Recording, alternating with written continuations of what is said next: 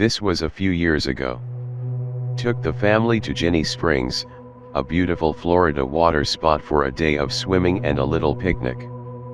So as I was swimming in the crystal clear water, watching my son floundering around in his water wings, and just having a good ol' time, my son suddenly stopped, pointed at the water and said, "Look daddy, a lizard." I looked over and saw that no, it was not a lizard that was swimming over to us, it was a snake. After a quick examination, I realized that this was a water moccasin, and a large one at that, heading right for us. So yelling for my son to back away, I waded out to grab him and drag him back to shore. The snake was making a beeline for us, which is weird because most of the time they avoid human contact. I started to splash water at it, trying to slow it down enough so I could reach the shore before it got too close. So as I was backing up, slapping water at a poisonous snake with one hand and dragging a laughing child, who had no idea what was going on, with the other, I reached close enough to the shoreline to grab a branch that had fallen from a tree. It was long and pretty sturdy. It was perfect for what needed to be done.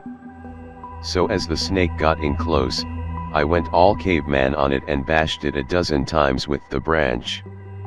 It worked. The snake started to float away, dead as a doornail.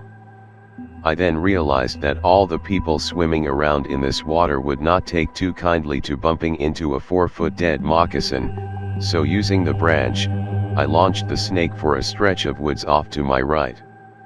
Well, I guess the snake was not balanced right on the branch, and I was full of adrenaline, so instead of the woods, the snake flew high into the air, drifting off to the right where plop. It landed square on a picnic table. To make matters worse, it landed on a pile of shoes that a Girl Scout troop had left when they went wading in the water. "Oh crap," was all I could think, as I began to quickly swim across the spring to remove the snake from the table, but as I was swimming, I heard them. The giggles and laughter of little 12-year-old girls returning to get their shoes. I stopped cold. I was too late. I began to swim away, trying to hide myself as I saw the first curly-haired head approach the table. There was laughing, there was chatting and talking, then there was a pause. And that is when the screaming started.